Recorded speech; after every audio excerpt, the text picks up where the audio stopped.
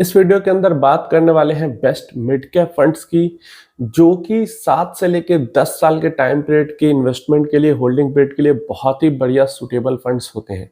इसके अलावा और भी कैटेगरी के फंड्स हो सकते हैं, और भी फंड्स हो सकते हैं। ये मिड कैप कैटेगरी में भी काफी बढ़िया कर रहे हैं।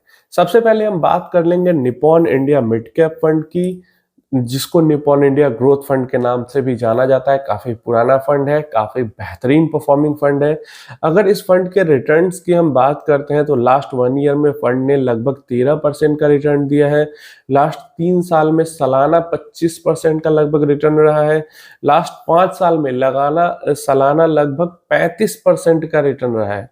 और लास्ट 10 सालों में सालाना लगभग 18.5% का रिटर्न रहा है। हर टाइम पीरियड में इस म्यूचुअल फंड स्कीम ने अपने बेंचमार्क इंडेक्स को भी बीट किया है, और हर टाइम पीरियड में इस म्यूचुअल फंड स्कीम ने अपने कैटेगरी एवरेज रिटर्न को भी बीट किया है, और बहुत बेहतरीन परफॉर्मेंस इसकी रही है। अगर पिछले 2 साल के इस म्यूचुअल फंड स्कीम की स्टैटिस्टिक्स को देखते हैं तो यहाँ पे रिटर्न्स की बात करते हैं, अल्फा की बात करते हैं, एक्टिव रिस्क की बात करते हैं, वोलेटिलिटी की बात करते हैं, या फिर हम बीटा की बात करते हैं। फंड थोड़ा सा वॉलेटाइल जरूर हो जाता है, 0.94 है वॉलेटिलिटी, तो मिड कैप है तो वॉलेटाइल तो थोड़ा होगा, फिर भी इंडेक्स से अभी भी कम ही वॉलेटाइल है। इसके अलावा जेनसेन अल्फा की बात करते हैं, sharp ratio, Treynor ratio, information ratio जो अभी अभी सेबी ने कहा है इसको एकदम लागू करने के लिए। इसके अलावा सॉर्टिनो रेशियो की बात करते हैं, तो सारे ही पैरामीटर्स पे ये जो म्यूचुअल फंड स्कीम है वो बहुत बेहतरीन खड़ी उतरती है इंडेक्स से। मतलब सारे ही रेशियोज में ये जो स्कीम है वो इंडेक्स से बेहतर परफॉर्म करती हुई हमें यहाँ पे दिख जाती है। अगर मार्केट कैप डिस्ट्रीब्यूशन की बात करते हैं इस स्कीम की, तो यहाँ पे जो सबसे ज्यादा इन्वेस्टमेंट है वो मिड कैप के अंदर, जो कि लिमिट है 65%, तो कम से कम करना ही है मिड कैप स्कीम को, उतना है। लार्ज कैप के अंदर 20% का एक्सपोजर है, तो काफी भारी भरकम एक्सपोजर लार्ज कैप के अंदर लेकर भी ये चल रही है। और स्मॉल कैप के अंदर भी लगभग 13% का एक्सपोजर लेके ये स्कीम चल रही है। कैश में बहुत ही थोड़ा सा पैसा मेंटेन करके ये चल रही है, तो इक्विटी के अंदर भर के एक्सपोजर लेके रखा हुआ है। इसके अगर सेक्टर एलोकेशन की बात करते हैं तो कुछ इस टाइप का सेक्टर एलोकेशन हमें दिख जाता है इसका, जहाँ पे सबसे ज्यादा इन्होंने कंज्यूमर डिस्क्रिशनरी में पैसा डाला हुआ है, एंड नेक्स्ट जो सेकंड सबसे ज्यादा पैसा है वो फाइनेंशियल्स के अंदर डाला हुआ है, एंड थर्ड जो सबसे ज्यादा पैसा है वो हेल्थ केयर के अंदर डाला हुआ है। और रिसेंट में हम देख रहे हैं कि हेल्थ केयर और फाइनेंस के अंदर में काफी अच्छी खासी तेजी आ रही है। नेक्स्ट फंड हमारे पास आ जाता है Motilal Oswal mid cap fund. इसका अगर हम पिछले 1 साल का रिटर्न देखते हैं तो ऑलमोस्ट 16% का रिटर्न है। 3 साल का रिटर्न देखते हैं तो सालाना लगभग यहाँ पे 29% का रिटर्न है।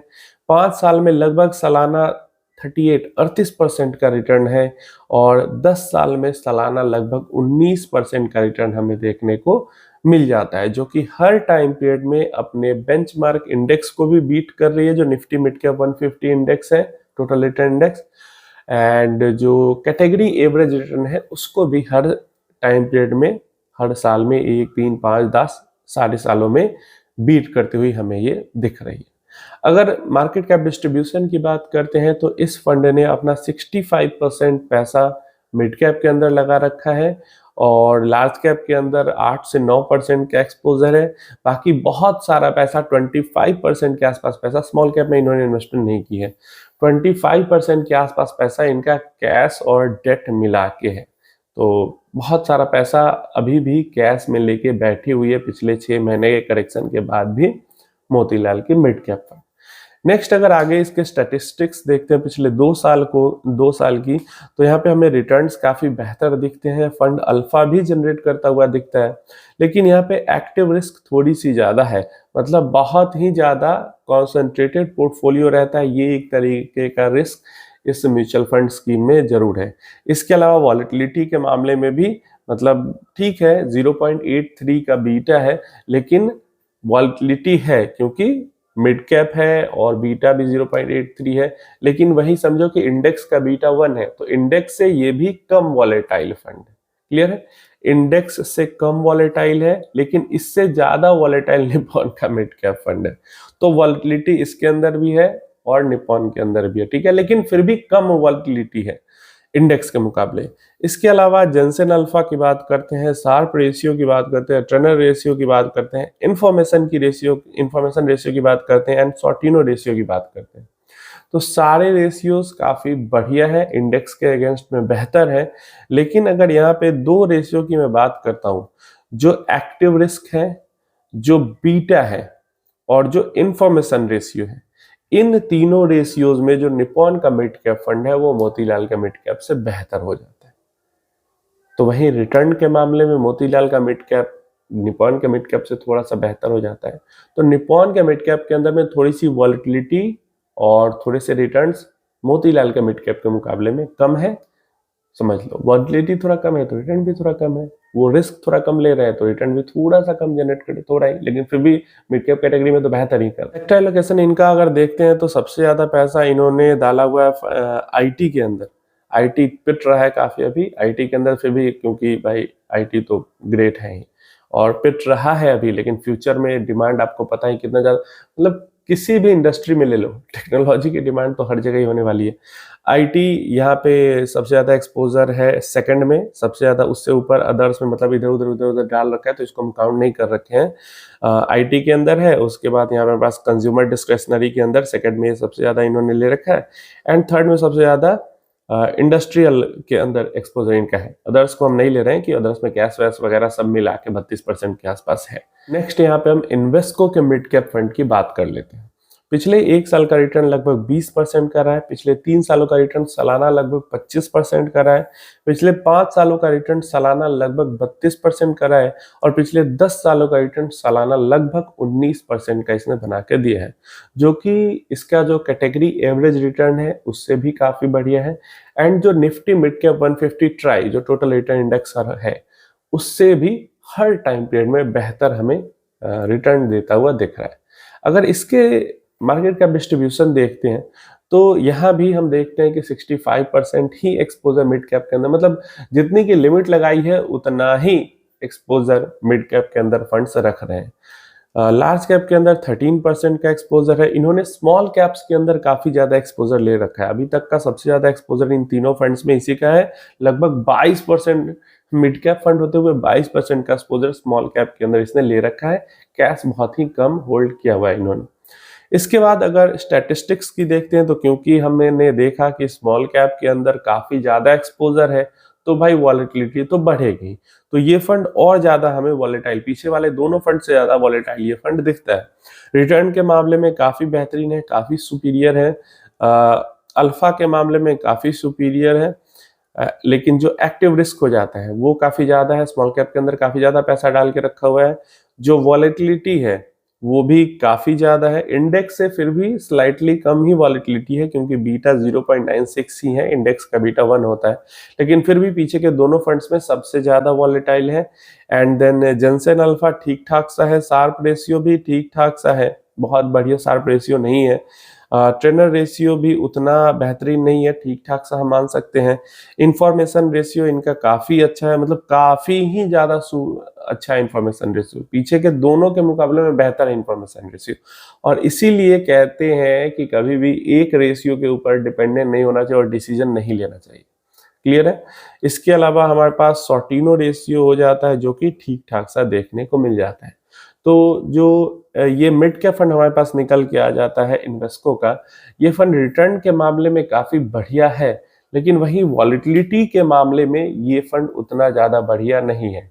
तो जो इन्वेस्टर वॉलेटिलिटी को बर्दाश्त नहीं कर सकते हैं वो उन इन्वेस्टर्स को इस फंड से दूर रहना चाहिए, और जो लोग आग से खेल सकते हैं वो डेफिनेटली फंड के साथ ज्वाइन कर सकते हैं। और मेन बात ये भी है ना कि इससे पहले के दोनों फंड्स की हमने बात की, वो दोनों इससे रिटर्न्स और वॉलेटिलिटी दोनों के मामले में बेहतर थे। नेक्स्ट हम इसका सेक्टर एलोकेशन यहाँ पे चेक कर लेते हैं। तो सबसे ज्यादा पैसा फाइनेंशियल्स के अंदर डाला गया है, सेकंड सबसे ज्यादा पैसा हेल्थ केयर के अंदर डाला गया है, और थर्ड सबसे ज्यादा पैसा कंज्यूमर डिस्क्रिशनरी के अंदर डाला गया है।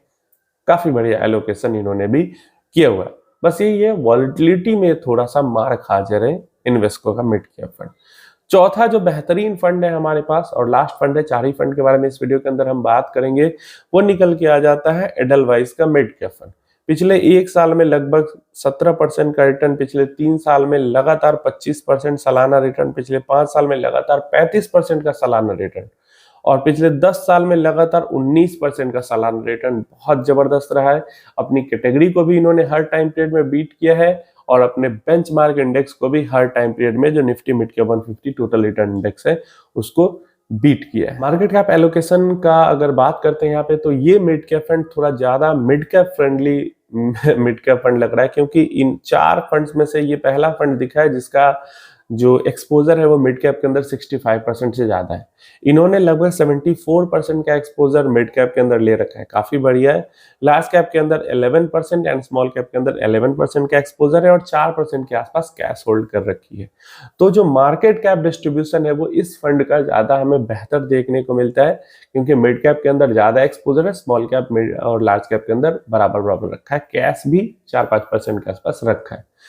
इसका अगर स्टैटिस्टिक्स देखते हैं, रिटर्न के मामले में सुपीरियर है, काफी बढ़िया है, अल्फा भी अच्छा खासा जनरेट कर रहा है, एक्टिव रिस्क भी बहुत ज्यादा इसके अंदर नहीं है, मतलब सबसे कम एक्टिव रिस्क लेके चल रही है। और वॉलेटिलिटी के मामले में वॉलेटाइल फंड है, लेकिन बेंचमार्क से कम ही वॉलेटाइल है। क्लियर है?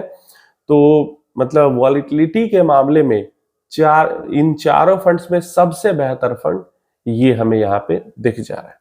इसके बाद Jensen ratio, Sharpe ratio, Treynor ratio, information ratio, Sortino ratio, सारे ही रेशियोज में इंडेक्स से बेहतर परफॉर्म कर रहा है, या इंडेक्स के अगेंस्ट में जिसमें कंपैरिजन नहीं है उसमें नॉर्मली भी बेहतरीन परफॉर्मेंस है। तो अगर रेशियोज के मामले में देखें, वॉलेटिलिटी के मामले में देखें, तो एडलवाइस का मिड कैप फंड सबसे बेहतरीन फंड हमारे पास उभर के आ जाता है।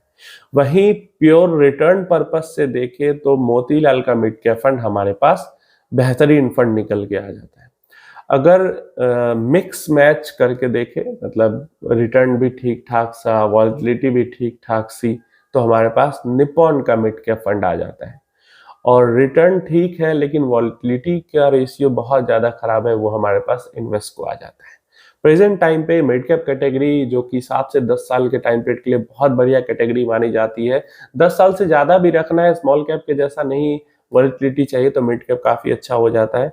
वैसे में इन्वेस्को काफी सबसे ज्यादा वॉलेटाइल इन सब में हमें यहाँ पे देखने को मिल जाता है। क्या आपके पोर्टफोलियो में इनमें से कोई फंड है? नीचे कमेंट करके जरूर बताना आपका एक्सपीरियंस कैसा उस फंड के साथ रहा है। कोई क्वेश्चन, क्वेरी, किसी और कैटेगरी की ऐसी वीडियो चाहिए तो नीचे कमेंट करके बता देना।